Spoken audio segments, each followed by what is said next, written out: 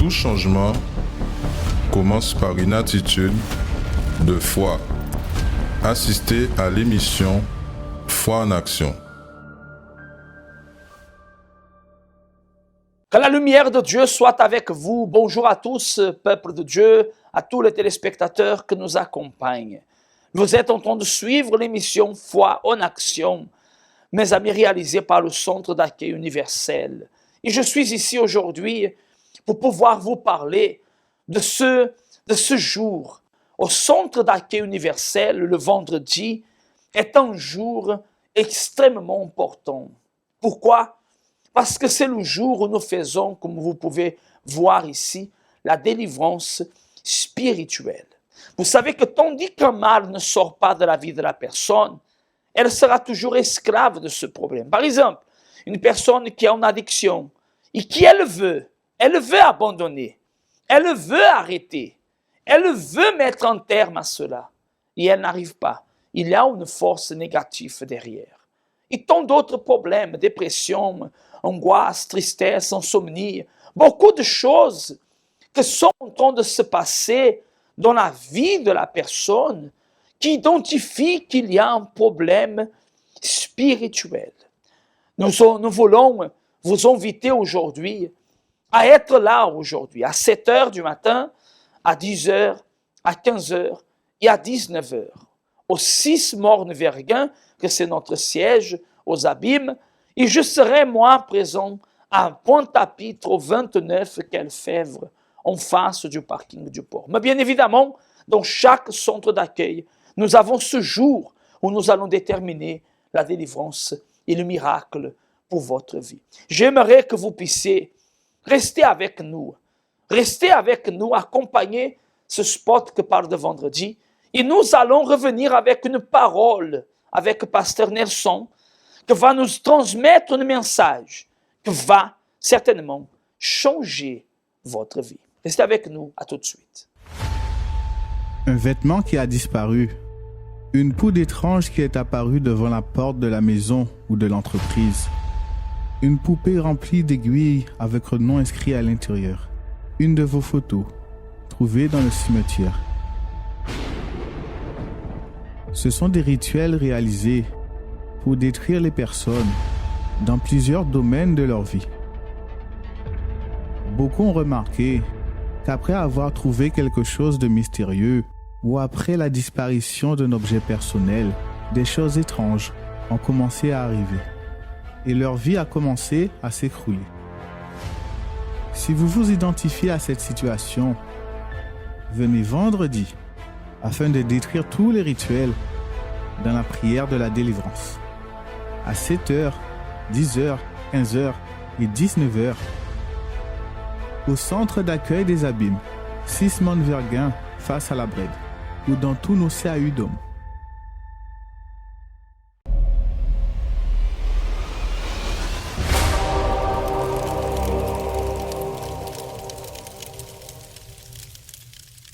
Dieu vous bénisse, vous qui êtes avec nous en ce moment pour cette parole de foi. Tout à l'heure, nous allons réaliser aussi la clameur, car nous sommes en train de nous approcher. Nous sommes à peine 2 jours précisément de ce dimanche. Le dimanche qui sera le jour, le dimanche du feu, le dimanche de la décision. Et vous qui nous accompagnez en ce moment, peut-être vous vous trouvez dans le besoin d'une réponse de Dieu. Vous ne savez pas comment l'obtenir. Vous avez l'opportunité aujourd'hui de aussi prendre part à ce que Madame Monique, elle a pris part. J'ai déjà la parole de Dieu dans ma main.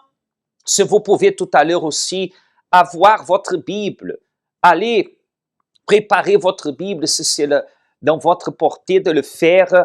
Et tout à l'heure, nous allons revenir vous disant comment vous pouvez aussi faire pour changer cette situation.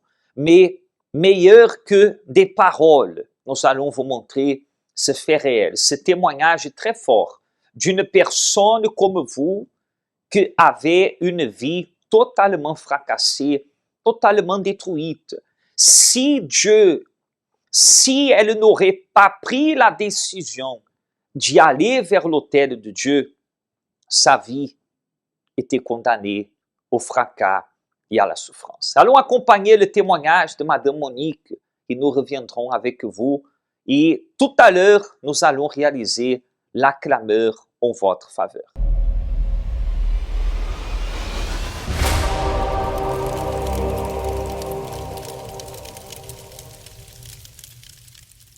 Bonjour, je m'appelle Monique.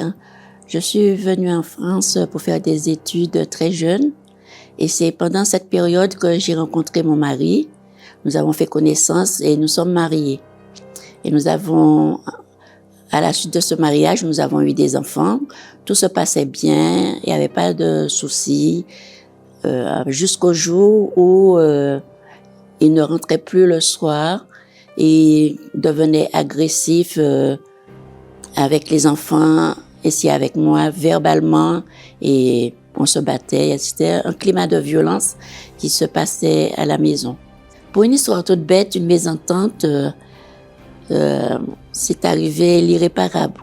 Elle a été chercher du pétrole, il a versé sur moi, et là, il a claqué une allumette, et mon corps a pris feu. Il m'a amené à l'hôpital par ses propres moyens, quand il a vu que j'ai tout fait. Et là, quand il m'a amené aux urgences, ils ont vu la gravité et m'ont transféré dans un centre de grand brûlé. Parce que j'étais dans le coma, qui fait que je suis restée dans le coma plus de 2 mois. J'ai eu des greffes de peau. J'ai été opérée au niveau de la gorge parce que les cordes vocales étaient atteintes suite à l'opération qu'on m'a fait pour les greffes et tout. J'ai eu plusieurs greffes. Je suis sortie du coma, j'ai continué les soins. Pendant 1 an, je suis restée à l'hôpital et finalement, j'ai pu rentrer à la maison. Et j'ai décidé de continuer de vivre comme si de rien n'était à cause des enfants. Alors qu'avec ma famille, sa famille, les enfants qui savaient. Et quand on me posait une question, qu'est-ce qui t'est arrivé? Je disais c'est un accident. Mais je n'allais pas plus loin. Et je voulais pas qu'on me demande quelque chose parce que ça m'énervait. À l'intérieur de moi, j'étais triste. Je revoyais toute cette souffrance. Je souffrais. Parce que j'ai dit, je me suis mariée, c'est pour vivre heureux. Et là, je voyais que c'était pas le cas. Je suis restée avec mon ex-mari, mais le naturel est revenu. Il a continué à être violent. Et là, j'ai pris une ferme décision de le laisser. Alors, j'ai fait ma procédure de divorce. J'ai obtenu la garde des enfants.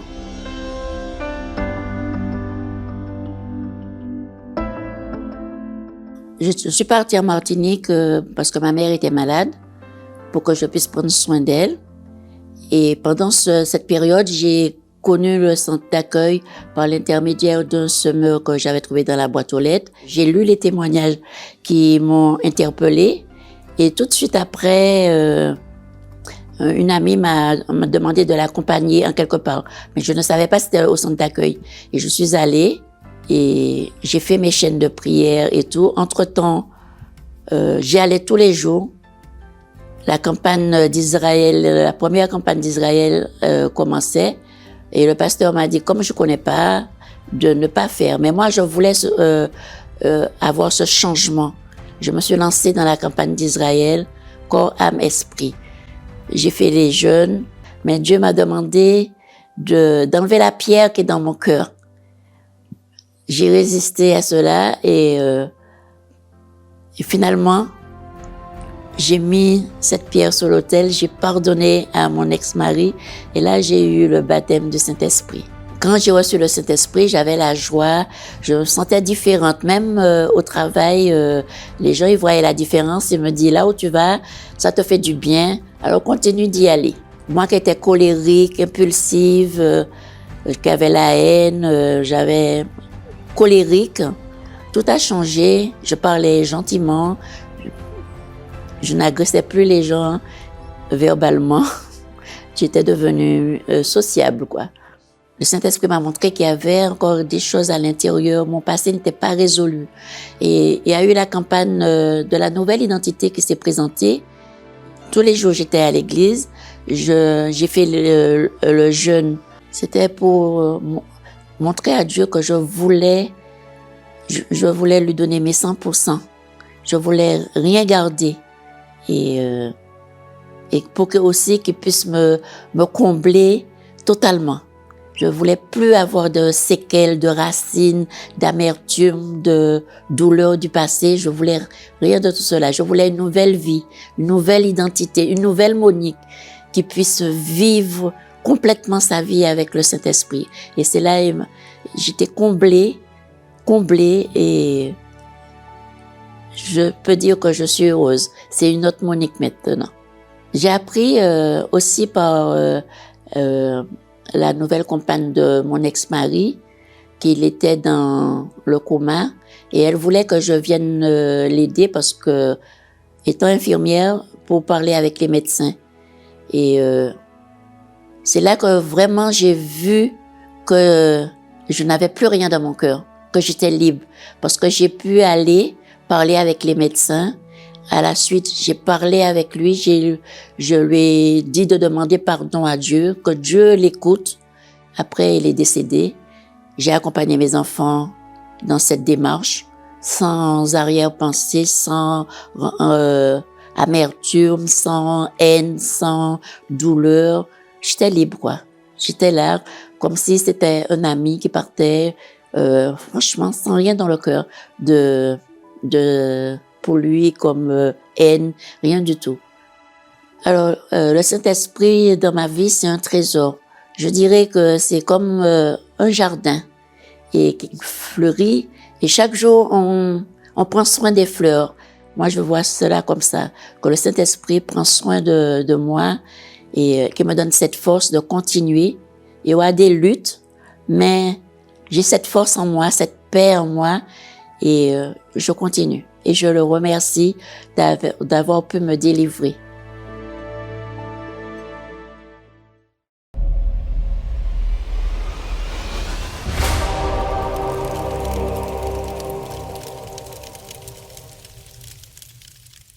C'est merveilleux et c'est extraordinaire ce que Dieu continue à faire dans la vie de Madame Monique, mais il veut le faire dans votre vie. Je suis sûr que vous êtes content, contente pour elle. Mais Dieu veut que vous soyez content pour vous. Quand vous aussi, vous aurez réponse de Dieu. Peut-être ça fait des années que vous priez, vous n'avez pas de réponse. Et la parole de Dieu nous montre exactement ici. J'ai déjà la Bible ici. Je vous invite à préparer la vôtre, car d'ici à quelques minutes, nous allons faire le défi avec la parole de Dieu. Car ce dimanche sera le dimanche du feu, le dimanche du défi, le dimanche de la réponse de Dieu. Et vous avez besoin d'une réponse. Peut-être il y a des situations dans votre vie que vous êtes en train de tolérer, de laisser aller, d'y accepter, non parce que vous voulez souffrir, mais parce que vous ne saviez pas. Jusqu'à aujourd'hui, vous ne saviez pas, monsieur. Vous ne saviez pas, madame, que croire en Dieu, ce n'est pas accepter tout. Mais croire en Dieu, c'est aussi avoir des décisions fermes. La parole de Dieu dit ici en 1er Roi, le chapitre 18, le verset 21, que quand le prophète Élie dit là, alors Élie s'approcha de tout le peuple et dit, jusqu'à quand clocherez-vous des deux côtés? Parce que le peuple n'était pas ni à gauche ni à droite, n'était pas ni chaud ni froid, n'était pas ni décidé, ni je ne sais même pas quoi dire. Et la parole de Dieu confirme cela lorsque dit, si l'Éternel est Dieu, allez après lui. Si c'est Baal, allez après lui. Et le peuple ne lui répondit rien. Le peuple ne lui répondit rien. Peut-être c'est vous aussi. Vous ne dites plus rien à la situation qui se trouve chez vous. Vous êtes quelqu'un que peut-être vous vivez aussi dans une maison divisée, une famille détruite, une vie sentimentale d'échec. Peut-être vous subissez tous les soirs des crises, des cauchemars, insomnie, perturbations, tant de choses que la parole de Dieu nous promet, que nous pouvons lutter, que nous pouvons aller à Dieu, à l'autel de Dieu, comme ce dimanche vous aurez l'opportunité de faire, comme Madame Monique disait, sans rien garder. Sans garder cette pierre qui est là dans votre cœur, qui peut-être dans votre cas, ce n'est pas que vous avez été agressé, ce n'est pas que quelqu'un a mis le feu sur vous, mais sont des rancunes, sont des ressentiments, sont des douleurs, sont des chagrins, tant de situations que sur l'autel de Dieu, vous avez besoin aussi de déposer avec tout, avec toute la force, avec toute votre vie. Cette parole qui est ici, elle veut être là. Ce qui est écrit ici, elle veut être là accompli dans votre vie. C'est ça la proposition de Dieu dans cette campagne d'Israël. Que vous changiez d'autel, que vous changiez de vie. Que si c'était votre cas, que vous ne soyez plus quelqu'un qui assiste à la disgrâce de votre vie, mais quelqu'un qui va s'allier à la parole de Dieu et qui va décider. Je vais tout à l'heure réaliser la clameur avec la parole de Dieu. Je vous invite à prendre votre Bible, parce que ce dimanche 10, vous avez l'opportunité à 7 heures du matin ou à 9h30 dans tous nos centres d'accueil de lancer votre vie sur l'autel et d'essayer d'y être une personne triste, angoissée, découragée, nerveuse, agressive, parce que tout ce que vous avez subi et souffert est en train de se refléter peut-être chez vous, au travail, partout où vous êtes. Et le pire, ce n'est pas ce que les autres voient. Le pire, c'est ce que personne ne voit pas. C'est qu'à l'intérieur de vous, vous n'êtes pas heureux, vous n'êtes pas heureuse. Mais vous pouvez, vous acceptez ce défi, prenez votre Bible. Et ce dimanche, allez avec tout, allez avec toute la force. Non seulement sacrifice physique, matérialisé, mais votre vie dans l'autel de Dieu. Enlevez cette pierre qui était là à l'intérieur de vous, que personne ne sait.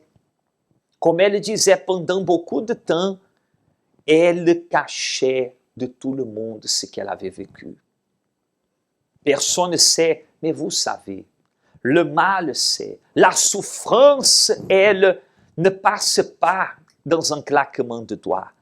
Elle ne passe pas avec le temps. Elle passe, entre guillemets, quand elle est arrachée. Quand vous décidez d'aller à Dieu. Pas de répondre rien, pas de rester sans rien dire. Peut-être vous êtes habitué à nous assister tous les jours. Tous les jours. Et soyez bienvenus, nous avons plaisir de prier pour vous. Mais jusqu'à quand vous allez rester sans rien faire, sans réagir, sans sortir d'où vous êtes et d'aller à l'autel de Dieu? Vous pouvez, même si tout le monde vous a dit que vous ne pouviez pas, vous pouvez. Vous avez encore le temps d'être heureux, d'être heureuse. Il ne lui répondit rien. Pourquoi? Parce qu'ils étaient neutres. Ils étaient là au milieu du chemin. Ils étaient là. Ils voulaient la réponse de Dieu, mais ils ne décidaient rien. Mais quand le défi est venu, quand l'autel a été rebâti, quand ils ont mis ce qu'il fallait mettre sur l'autel, comme Madame Monique disait, ah, cher ami, tout a été transformé. Tout a été transformé. Et le même Dieu qui a transformé Madame Monique veut transformer À vous, monsieur, à vous, madame. Et votre vie, elle sera certainement différente. Parce que le feu de Dieu, il va descendre aussi dans votre vie. Ce dimanche, dans toutes nos églises. Nous allons maintenant nous préparer pour la prière. Après le spot, nous reviendrons, clamons à Dieu en votre faveur. Prenez votre Bible, approchez-la de votre écran, de votre télé, là où vous êtes, si c'est possible, nous allons invoquer le pouvoir de Dieu et déterminer que cette situation-là, elle est déjà en train de changer. Je ne dis pas qu'elle va changer, non, elle commence déjà à changer, parce que vous avez déjà décidé aussi qu'elle doit changer à travers de la foi. Un moment là ça, participez à une prière spéciale. C'est bon moment pour parler avec bon Dieu, d'avoir. C'est lui tout seul, il peut aider. Nous caille semble foi en nous bazote. Si vous pouvez approcher de votre écran, j'ai ici la parole de Dieu et je vais déterminer cela avec vous. Que de cette parole, parce qu'il est écrit que c'est de la parole de Dieu qui vient la foi. Alors s'il vous manque la foi, vous allez recevoir la foi. S'il vous manque la force, vous allez recevoir la force. Mais la décision, c'est à vous. Et je suis sûr, vous tous qui êtes dans cette marche vers l'autel de Dieu, vers le mont Carmel par la foi, vous aussi, vous verrez la réponse, le feu de Dieu descendre dans votre vie. Allons parler avec Dieu. Seigneur notre Dieu et notre Père, cette parole que nous avons en main est ta parole. N'est pas la parole d'un homme, d'une église, d'une religion. Au contraire, il y a eu pas mal de personnes que elles ont une foi emplâtrée, bloquée. Elles ont été neutres, elles ont été sans réponse, sans rien dire, parce qu'elles avaient entendu parler que c'est la vie, que c'est comme ça, que c'est sa croix, son karma, son destin, que tout le monde souffre et elle doit accepter la souffrance. Mais nous refusons, Seigneur. Nous disons non. Non à cet enfer qui est devenu cette maison. Non à ces tourments. Non à ces prosternations. Non à cette accommodation. Et nous déterminons que maintenant, Seigneur, arrive là où se trouve en train d'arriver cette image de ta parole, Seigneur. Là où arrive notre voix à travers cette prière simple mais sincère, cette clameur, Seigneur, cette clameur qui sort de nos entrailles, qui sort de cette personne maintenant et qui monte jusqu'à toi, parce qu'il y a urgence, Seigneur. Il y a des personnes qui sont en train de périr, de mourir intérieurement, en dépression, en angoisse, en tristesse, qui ont été victimes d'un mal et qui n'arrivaient pas, mais nous déterminons maintenant, recevez, vous qui êtes à l'hôpital, vous qui êtes dans une clinique, vous qui tout était normal, tout était acceptable, recevez la force, recevez la foi pour réagir, pour se révolter contre la situation et dire non. Si Dieu est grand, je vais voir sa grandeur, je vais voir sa réponse. Comme Madame Monique, elle a eu cette foi d'enlever cette pierre dans l'intérieur d'elle. Recevez aussi la foi pour pardonner, pour avancer, pour aller vers l'autel de Dieu, à Dieu lui-même, qui arrivera certainement cette transformation. Mon Dieu, nous bénissons dès celui qui est à la maison, au travail, qui nous accompagne en prière en ce moment, peut-être en silence. Prions seulement dans ses pensées parce qu'il ne peut pas, mon Dieu, le faire en ce moment. Mais écoute maintenant, reçois maintenant, et au nom du Seigneur Jésus, je détermine, soyez bénis, et que ce dimanche, le dimanche du feu, marque votre vie, votre histoire, et que vous aussi, vous soyez un témoignage de la victoire, au nom du Père, du Fils et du Saint-Esprit. Amen. Et grâce à Dieu. Amen. Que de la parole de Dieu arrive jusqu'à vous cette fois. Cette parole, il est écrit, les cieux et la terre passent, mais elle ne passera pas. Soyez bénis. L'autel de Dieu est à votre portée ce dimanche. Mais aujourd'hui même, vous pouvez arriver au centre d'accueil le plus proche et déjà vous engager aussi, prendre cette décision. Ne restez plus sans rien dire. Répondez Répondez oui à la foi. Et cette promesse, certainement, elle se matérialisera aussi dans votre vie. Dieu vous bénisse et à dimanche. L'autel de Dieu, il vous attend.